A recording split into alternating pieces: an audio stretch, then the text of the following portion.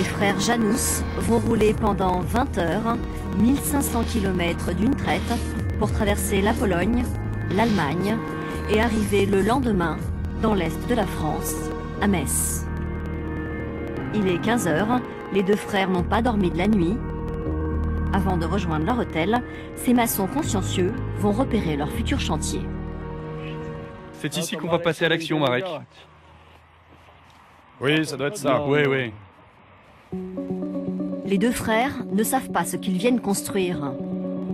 Pourtant, c'est le plus gros chantier de la ville, un quartier de 1600 logements où interviennent plusieurs centaines d'entreprises qui emploient chacune plusieurs sous-traitants qui font elles-mêmes appel en bout de chaîne à des intérimaires venus de l'étranger, dont Czesław et Marek. Vous n'avez aucune information sur le chantier en fait quand vous arrivez? Rien du tout. On ne sait jamais ce qu'il faut faire à l'avance en fait. Nous, on vient en tant que coffreurs. On sait uniquement qu'on vient ici pour faire des plafonds. Parce qu'on vient d'une agence d'intérim de Pologne. C'est comme un sous-traitant. C'est comme ça que ça se passe. On y va.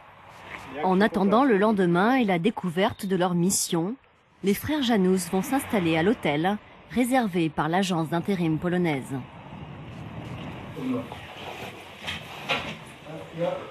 Moi, je prends le grand lit. Marek prend le lit marital. Je suis rentré en premier. Lit Marie. Marek dans le lit de place. Czesław sur cette banquette dépliable. Pendant 3 mois, ils vont connaître la promiscuité dans ce 30 mètres carrés.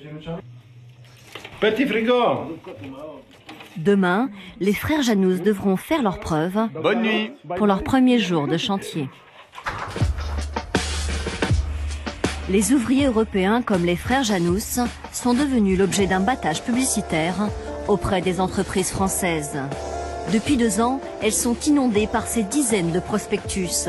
Des sociétés roumaines, portugaises ou polonaises y vantent les mérites de leur personnel. Pourquoi du personnel polonais? Ils offrent de nombreux avantages. Motivation, productivité, mobilité. Des maçons à petit prix, 17 à 19 euros de l'heure, soit 30 à 40% moins cher qu'un intérimaire français. Si ce chef d'entreprise a pu profiter de cette main-d'œuvre, c'est aussi parce que ces ouvriers venus d'ailleurs sont plus vulnérables que les salariés français. Retour à Metz au petit matin pour le premier jour de chantier des intérimaires polonais, les frères Janus. Marek, le cadet, est angoissé. Tu veux pas? Non. Je suis malade. Nouveau travail. Nouvel chantier, tous. Beaucoup de problèmes, pas beaucoup de problèmes, je ne sais pas. Marek a surtout peur de déplaire au chef de chantier, un enjeu crucial. Comme à chaque fois, leur contrat ne dure que 2 semaines. Ces ouvriers espèrent qu'il sera prolongé pendant 3 mois, comme promis par l'agence d'intérim. C'est sûr qu'ils vous le renouvellent? Ça dépend de notre investissement professionnel ici. Ça dépend si l'employeur est content ou pas de notre travail. Pas mal de personnes, surtout les nouveaux, ceux qui viennent pour la première fois, il arrive que leur contrat ne soit pas renouvelé. Après 20 ans de métier, ces 2 quinquagénaires doivent encore faire leurs preuves, comme au premier jour. Arrivés sur le chantier, Marek et Czesław partent à la recherche de leur chef d'équipe. Mais ils ne rencontrent que des Portugais aux Français rudimentaires. Ici, roue? Ici, roue. Oui. Roue de Croute, Georges de Croute. Ah, Georges de Croute. Ouais. Et combien de distance à ici?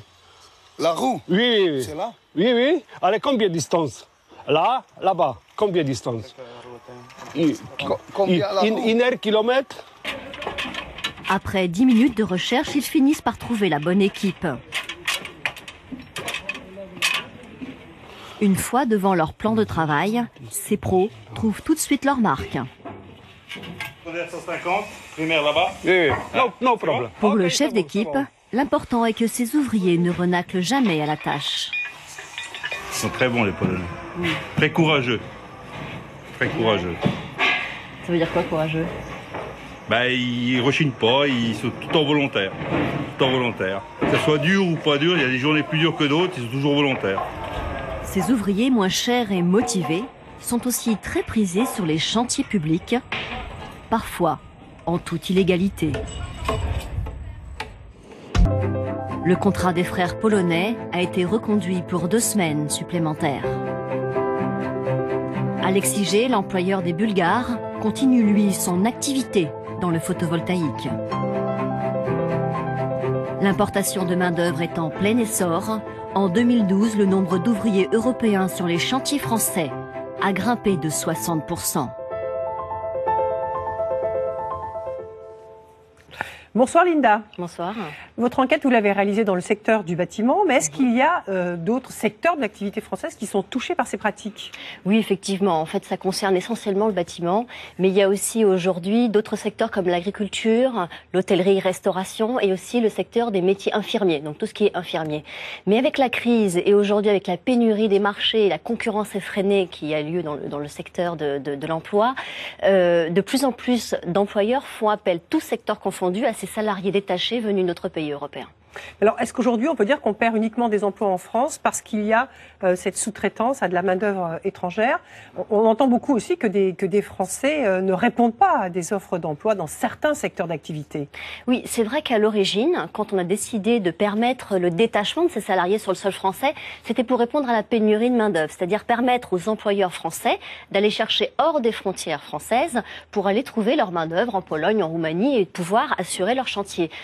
Sauf qu'aujourd'hui, donc effectivement à la base, donc ça concernait, si je peux revenir sur ces métiers-là, l'hôtellerie, la restauration qui par des horaires de nuit était jugée pénible et difficile et réputée peu attractif, le bâtiment parce que travail en extérieur, donc travail pénible.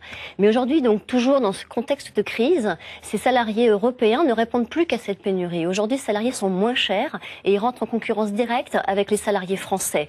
Et donc cette concurrence qui est une concurrence déloyale et destructrice d'emplois sur le sol français aujourd'hui. Alors, est-ce qu'il y a un contrôle des recours contre ces pratiques quand il y a des abus?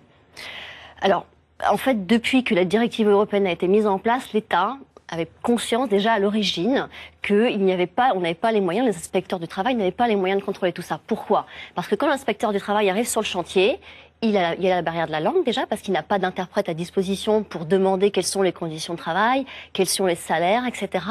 Que souvent, ces inspecteurs du travail, leur mission se passe pendant les horaires de travail et pas le samedi, là où les fraudes se passent, ou le soir. Et qu'il y a une difficulté aussi à vérifier quels sont les salaires et les contrats de travail parce qu'il n'y a pas de coopération avec les administrations européennes de Pologne, de Roumanie ou du Portugal. Donc l'État français s'est dit donc en novembre, prise de conscience, réunion à Matignon pour créer une commission interministérielle de lutte contre le travail illégal pour essayer de lutter contre les fraudes au détachement. Et donc d'ici 2015, il devrait y avoir une réaction du gouvernement et la mise en place de moyens pour enfin lutter contre cette concurrence déloyale. Merci Linda.